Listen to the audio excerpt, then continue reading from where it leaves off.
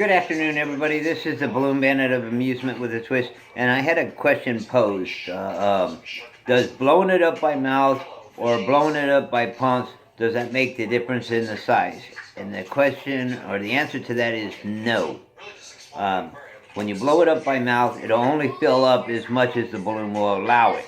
So even when you're blowing it up with a pump, the dimensions are the same as long as you put the same amount of air into it. So this one is approximately 5 to 7 off the nipple. And that was blown up by mouth. Now I'll pull out my balloon pump. I'll blow up this one.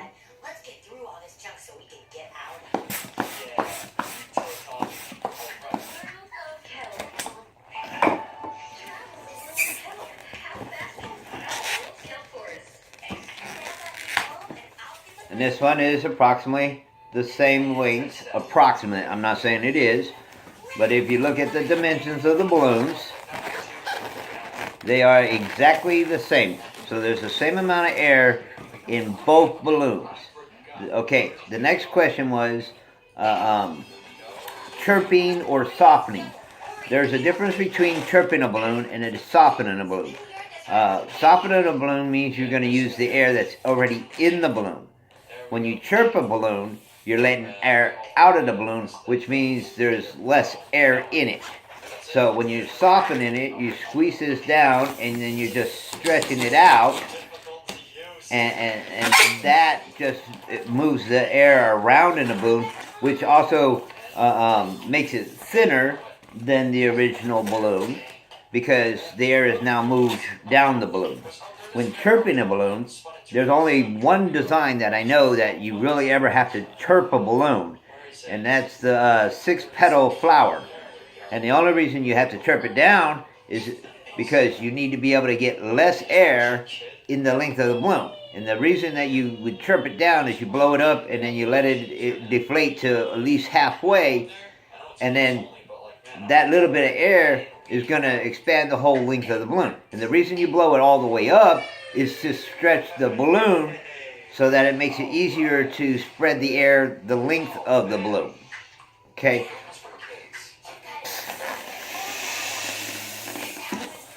So when making the 6-petal flower, you have to go all the way to the end. And then what you want to do is you want to squeeze it one good time. And then what you'll do is you'll want to make sure that it has a bend in it. Because once that bend comes flat, this is chirping, and I'm letting the air out. But as soon as that bend falls, once it comes level again, that is the amount of air you need for a 6-petal flower. And it's the only design I know that does that. So what you would do is you take the balloon and you would tie it to the other end. You can only make 1 knot or 2 knots, whichever way you want to do it. Then what you want to do is you want to squeeze it around so that it's equal all the way around the balloon, because you've got to fill up that little tab piece of the balloon. So when you're pulling it, that both ends of your balloon are equal. And then you would flip it. And you would fold it so that all your pieces are equal, and you would twist your turns accordingly. I think I messed up on one of my twists here. You can tell I don't make the 6-petal flower very often. And as you can see now, since it has been chirped, and it has less air in it, I can pinch it and be able to do a twist.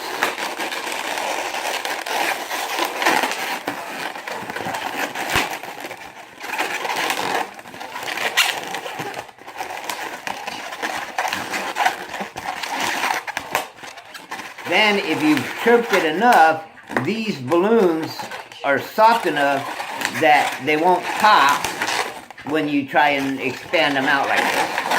And the reason you expand them out is so that they all are almost conformed to the same size. Thus, the 6-petal flower. Okay? And I don't know anyone who really makes the 6-petal flower anymore. I make my 6-petal flowers a little different. I make it 3 petals, and then I just intertwine them. But I don't know anyone that still makes the 6-petal flower out of one balloon. You know, I can do it, but it's more of a waste of time now. But that's the difference between softening and chirping, and the difference between blowing it up by mouth and blowing it up by pump. And that question was asked on this channel, so hopefully that will give you some information. And like I said, the only other difference is when you take a balloon that's already been blown up, and then you let it out, you'll see how it's all raggedy. Well, what happens is you've already stretched the balloon. So if you want to do like curls or something, you would blow it once, and then you would wrap it and blow it up again. And that would make it easier to do spirals. That's the only other reason I could see why you would inflate a balloon to deflate a balloon. Because what happens is the more times you inflate it and deflate it, it gets weaker. Because when you blew it up originally, it was tight. Now that when you let it out, it's all wrinkly. So when I blow it up again, my dimensions of my balloon are going to be different than what it was originally. So when I blow this one up, it should be bigger than the original balloon, and I'll show you that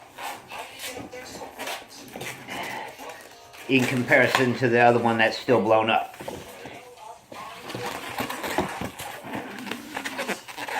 As you can see, the red balloon is almost 1.5 times its normal size by having it blown up and then deflated and then blown up again. Because what you did was you stretched the balloon out. So if I was to take it out and do it again, it's going to get bigger, but your chances of having it pop, now that it's already been blown up once, is more likely to pop easier because you've stretched the plastic or rubber or whatever you want to call it more than it should have already been blown up. So that's why I only use new balloons when I do my designs.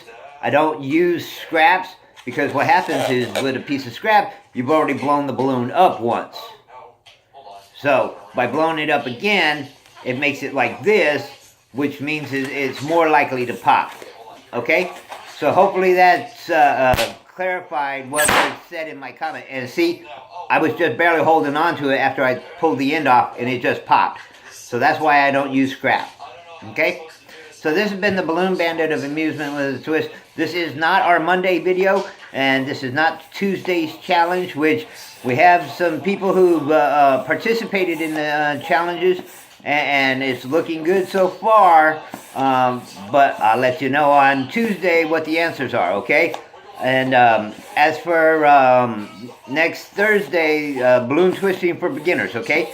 So this was just a comment post, a quick Q&A response to a question that was posed 48 hours ago, or less than 48 hours ago.